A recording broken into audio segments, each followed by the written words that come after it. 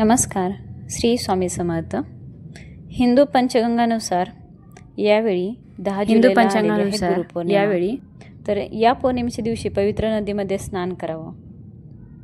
या दिवशी भगवान विष्णूसह देवी लक्ष्मीची विशेष पूजा केली जाते. या दिवशी घरोघरी भगवान सत्यनारायणाची कथा सांगण्याचे महत्त्व शास्त्रामध्ये सांगितले आहे.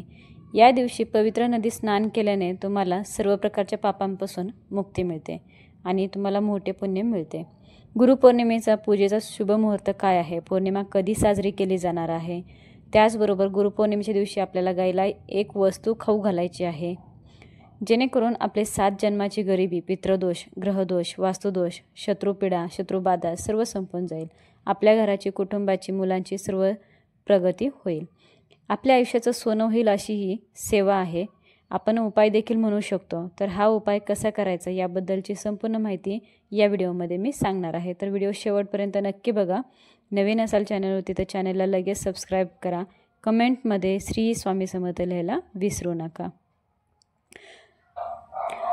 आपल्या पंचांगानुसार गुरुपौर्णिमा ही 10 जुलै रोजी म्हणजेच गुरुवारी या दिवशी साजरी केली जाणार आहे.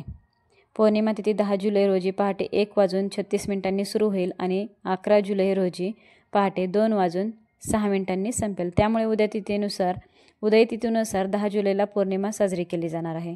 आता गुरुपौर्णिमेचं महत्त्व बघायला गेलं तर सुमारे 3000 वर्षापूर्वी वेदव्यासजी यांचा जन्म आषाढ शुक्ल पौर्णिमेला झाला होता. म्हणूनच दरवर्षी हा दिवस गुरुपौर्णिमा म्हणून साजरा केला जातो. हा दिवस वेदव्यासजींना समर्पित आहे. या दिवशी त्यांनी भागवत पुराणाचे ज्ञान दिले आणि गुरुपौर्णिमेला व्यास पौर्णिमा असे देखील म्हणतात. तसेच पौर्णिमा असली की या दिवशी भगवान विष्णू आणि देवी लक्ष्मीची पूजा केली जाते. या दिवशी गुरूंचा आदर केला जातो आणि त्यांना गुरुदक्षिणा देखील दिली जाते. या दिवशी गुरु आणि वडीलधाऱ्या गुरुपौर्णिमेला उपवास, दानधर्म करायचा आहे. दानधर्म केल्याने ज्ञान मिळते आणि मोक्ष प्राप्त होत असते. सत्यनारायणाची कथा करण्यासाठी ब्राह्मणाला तुम्ही बोलू शकत नसाल तर तुम्ही स्वतः घरच्या घरी अगदी साध्या सोप्या पद्धतीने सत्यनारायणाची कथा वाचू शकता आणि सत्यनारायण पूजा करू शकता. भगवान विष्णूंचं शुभ फळ प्राप्त करून घेऊ शकता. भगवान विष्णूंच्या पूजेमध्ये तुळस, धूप, दिवा, सुगंध फुले, पिवळी फुले आणि फळे अर्पण करावी. श्रीहरीचे स्मरण करा. तुमच्या इच्छा त्यांना सांगा. भक्तीने पूजा करणे महत्त्वाचे आहे. पूजा केल्यानंतर देवाला विविध प्रकारचे पदार्थ अर्पण करून नमस्कार करा. त्यानंतर आरती करून सर्वांना प्रसाद वाटा. अशा पद्धतीने तुम्ही घरामध्ये श्रीहरी विष्णूंची पूजा करू शकता. त्यानंतर घरामध्ये तुम्हाला काही प्रभावी सेवा देखील करायची आहे. मग तुमच्याकडे जर कुलदेवीचा फोटो असेल किंवा श्रीयंत्र असेल, लक्ष्मी यंत्र असेल, त्याचबरोबर घरामध्ये तुमच्याकडे अष्टलक्ष्मी यंत्र असेल, तुमच्या कुलदेवीची मूर्ती असेल किंवा लक्ष्मीचा फोटो असेल, मूर्ती असेल, त्यावरती तुम्हाला कुंकुमार्चन जे आहे ते करायचं आहे. कुंकुमार्चन केल्यामुळे देवी लक्ष्मी ही खूप प्रसन्न होते आणि आपलं घर सोडून कधीच जात नाही. त्याचबरोबर या दिवशी भगवान विष्णूंना तुम्हाला आणि माता लक्ष्मीला खिरीचा नैवेद्य हा आवर्जून अर्पण करायचा आहे. चंद्राची पूजा करत असताना 1 तांब्याभर पाणी घ्या आणि त्यामध्ये थोडंसं कच्चं दूध गाईचं टाकायचं आहे. थोडीशी साखर टाकायची आहे, थोडेसे तांदूळ टाकायचे आहे आणि रात्री तुम्हाला याचा अर्घ्य चंद्रदेवांना द्यायचा आहे.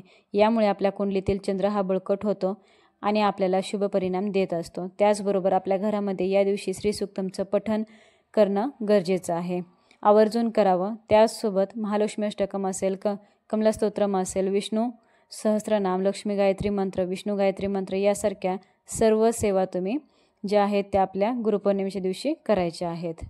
गुरुपौर्णिमेला तुम्ही काहीच नाही केलं तरी पण चालेल, पण हा जो एक उपाय आहे तर तो तुम्हाला नक्की आवर्जून करायचा आहे. तुम्हाला गाईला एक वस्तू जी आहे तर ती खायला घालायची आहे.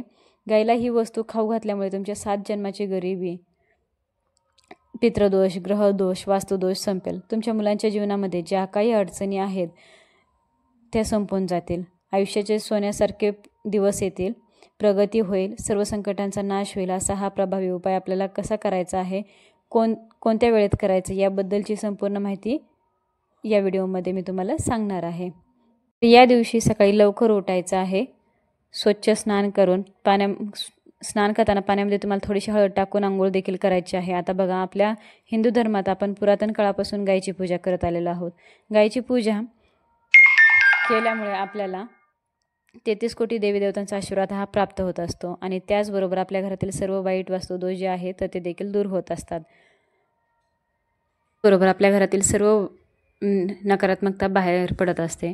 तुम्ही खूप कष्ट करताय, पण उपाय करताय, सेवा करताय, सेवेचं फळ तुम्हाला मिळत नसेल, घरामध्ये आलेला पैसा हा घरामध्ये टिकत नसेल, सतत तो अडचणी, अडथळे, वास्तुदोष, पितृदोष यामध्ये तो खर्च होऊन जात असेल, तर घरामध्ये तुमच्या मुलांची प्रगती थांबून गेलेली असेल, सतत घरामध्ये भांडण, कटकट, वादविवाद होत असेल, त्याचबरोबर नवरा बायकोमध्ये भांडण होत असेल, अशा अनेक तुमच्या ज्या काही अनेक अडचणी आहेत, समस्या आहेत, ज्यामुळे घरामध्ये लक्ष्मी स्थिर राहत नसेल, लक्ष्मीला स्थिर ठेवण्यासाठी, लक्ष्मी प्राप्त करण्यासाठी आणि त्याचबरोबर घरातील लक्ष्मी स्थिर ठेवण्यासाठी तुम्हाला हा प्रभावी उपाय जो आहे तर तो करायचा आहे. अगदी साधा सोपा उपाय आहे. यासाठी तुम्हाला काय करायचं आहे तर सकाळी लवकर उठून स्वच्छ आंघोळ करायची आहे. त्यानंतर आपली रोजची जी काही देवपूजा असेल तर ती करून घ्यायची आहे. आता तुमच्या आजूबाजूला जर कुठे गाय नसेल तर तुम्हाला काय करायचं आहे तर आपल्या प्रत्येकाच्याच देवघरामध्ये गाय आणि वासराची मूर्ती असते. ती मूर्ती जी आहे तर ती देखील तुम्ही तिचं पूजन करून हा नैवेद्य तिच्यासमोर ठेवू शकता. आता तुमच्याकडे जर मूर्ती नसेल तर मूर्तीची खरेदीसुद्धा तुम्ही आवर्जून करू शकता. याच व्हिडिओमध्ये मी गाय आणि वासराच्या ज्या वास्तुशास्त्रानुसार आपल्याला मूर्ती पाहिजे असतात तर त्या मूर्ती कशा घ्यायच्या ते पण सांगते. तर तुम्ही त्या मूर्ती नक्कीच खरेदी करू शकता आणि पूजा करू शकता. आता तुम्हाला काय करायचं आहे तर एक प्रकारचा तुम्हाला नैवेद्य तयार करायचा आहे. आता हा नैवेद्य कशा पद्धतीने तयार करायचा आहे तर बघा, आपल्याला नैवेद्य जो तयार करायचा आहे तो थोडीशी कणिक मळायची, पण कणिक मळत असताना त्यामध्ये मीठ टाकायचं नाही आहे. तर अळणी कणिक जी असते तर ती मळायची आहे. त्यामध्ये थोडंसं तुम्हाला हळद टाकून आणि थोडंसं कच्चं जे दूध असतं तर ते टाकून ही कणिक तुम्हाला मळायची आहे. एक कणिक मळून झाले की त्यानंतर आपल्या घरामध्ये जितके व्यक्ती राहतात, आता सपोज 4 व्यक्ती राहतात तर यापासून तुम्हाला 4 चपात्या करून घ्यायच्या.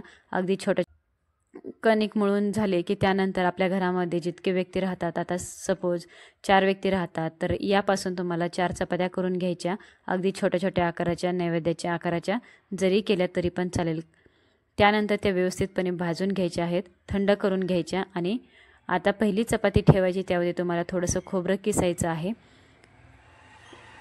वरून थोडासा गूळ टाकायचा आहे. त्यावरती दुसरी चपाती ठेवायची, थोडंसं खोबरं किसायचं, गूळ टाकायचा, परत चपाती ठेवायची, खोबरं किसायचं, गूळ टाकायचा. अशा पद्धतीने जितकी तुम्ही चपाती तयार करून घेतलेत अशा पद्धतीने हा नैवेद्य तुम्हाला तयार करायचा आहे. त्यानंतर आता आपल्या घरातील प्रत्येक व्यक्तीचा हात त्या नैवेद्याला लावायचा आहे.